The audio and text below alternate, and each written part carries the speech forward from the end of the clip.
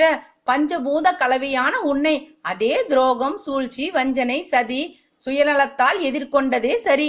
இந்த சூழ்ச்சியை கூட பாண்டவர்களோ என் பொருட்டே செய்தனர். எல்லாவற்றையும் எனக்கே அர்ப்பணித்தனர். ஆகையால் அவர்கள் பாவிகள் ஆகார். என்னை சரண் புகுந்தவர்களுக்காக ஒரு கர்ம வீரனாக செயல்பட்டதால் நானும் பாவியாக மாட்டேன் துரியோதனா. என்னுடைய சகோதரனோ ஒதுங்கிச் சென்றதை நடுநிலை என்றாய். ஆம், அது அவருக்கு நடுநிலை. என்னுடைய நடுநிலையை என்னுடைய படைகளை உனக்கு அளித்த பொழுதே நிரூபித்து விட்டேன். பேராசையும் பொறாமையும் உன்னுடைய 2 காதுகளுக்கு கூட இருப்பதால் தான் அது எவர் சொல்லும் நல்லதையும் கேட்காது. பாண்டவரோ நான் சொன்னதை கேட்க தவறியதே இல்லை. கேட்ட நல்லவர்கள் வென்றனர், கேட்காத கெட்டவர்கள் தோற்றனர். ஒரே ஒரு கொம்பெழுத்து ஒட்டுமொத்த ஞானத்துக்கும் பதிலாக விளங்குவதை எண்ணி பார்க்கிறேன். அந்த எழுத்தை கவனி. இந்த 2 சுழி கொம்பு 2 காதுகள் கேட்பதை உணர்த்துகிறது.